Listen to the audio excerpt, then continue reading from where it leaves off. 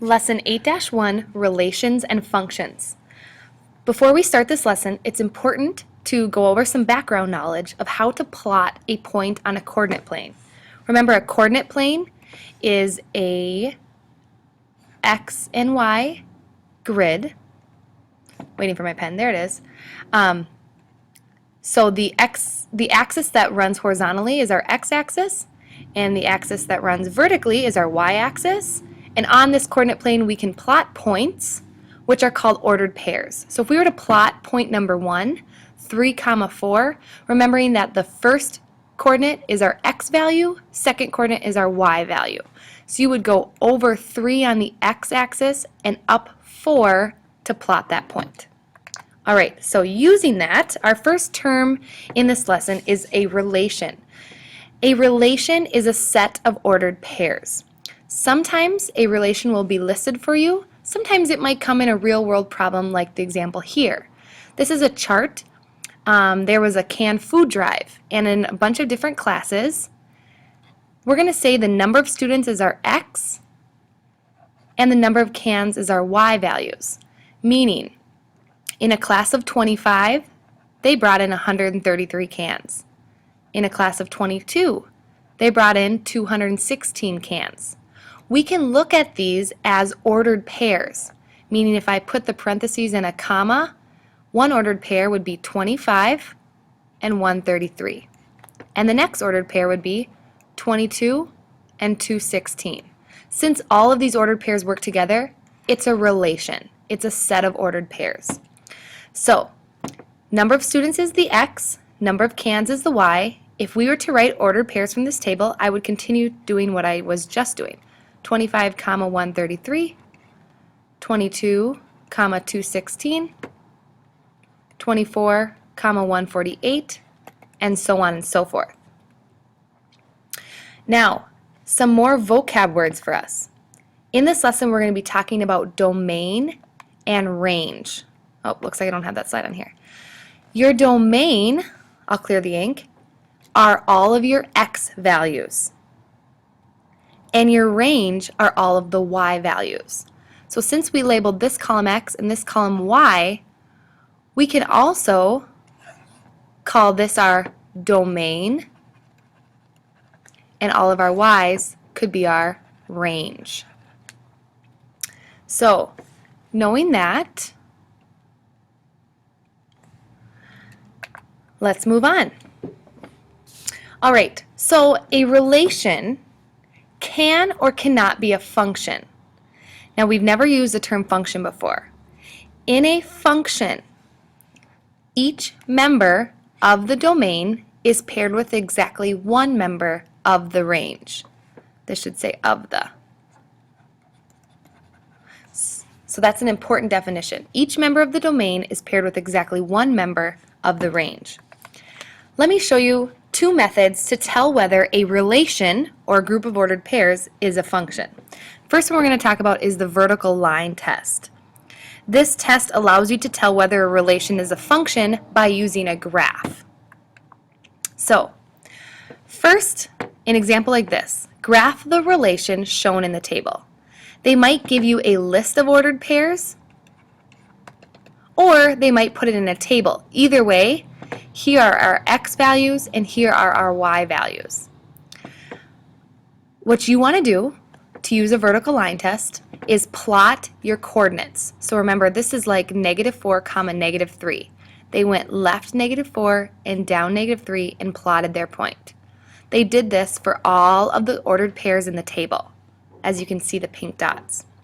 Now, with the vertical line test, you want to take a vertical line, maybe your pencil or the edge of your paper, starting on the left. If you run it through your graph, this relation will be a function if no two points touch the vertical line at the same point.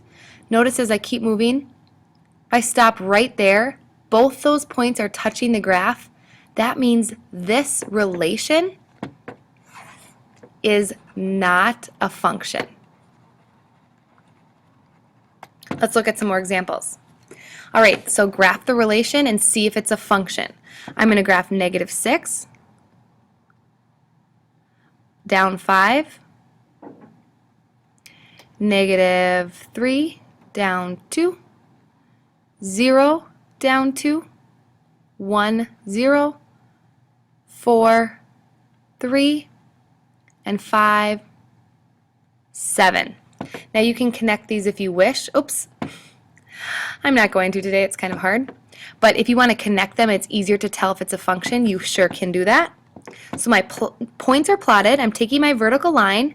I'm going to run it left to right. No 2 points should hit the line at the same time. We made it. So that means that this relation is a function, or yes. So that is the vertical line test. Here's an example if you were passing your pencil from left to right.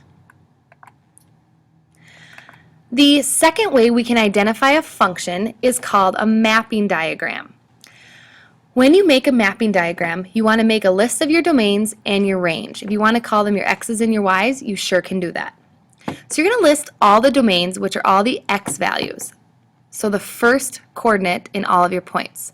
Notice in this relation I have 0, 1, 1, and 2. Well, they only put 0, 1, and 2.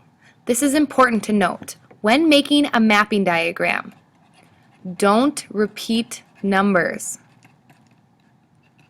So because 1 is in our domain twice, we only list it once. Same for our range. I'm going to look at what I have. 1, 2, that's a -3, I think. Yep, and 4. Oh, nope, just a 3. So they list their range, 1, 2, 3, and 4.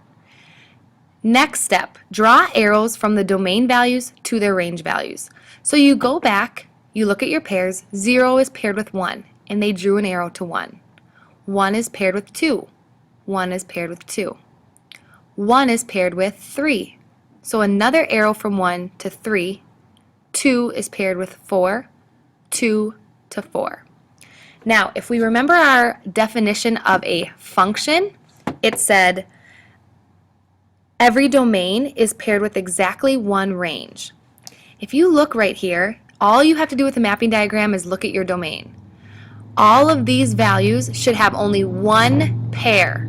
But notice with our x value of 1, there are 2 arrows going from 1. This means that this relation is not a function. Let's do some more examples. So here they listed 0, 1, 2, and 3 because those were their domains. If you look at the ranges, 1, 2, 2, and 4, there was a repeat, so we only list 2 one time. Everything is paired. Look at our domains. Each domain has exactly one range. This is a function. So don't worry if a range has 2 arrows pointing at it. That doesn't matter. As long as our domains each have one range that matches with it, then it's a function.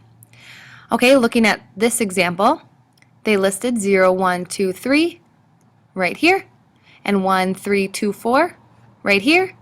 Each domain is paired with exactly one range. This also is a function. All right, I'm going to skip past this. So this will bring us to our lesson check. You have 3 problems. In the first 2, I'd like you to complete a mapping diagram to tell whether the relation is a function. And in this final example, you're graphing, meaning use the vertical line test. Good luck.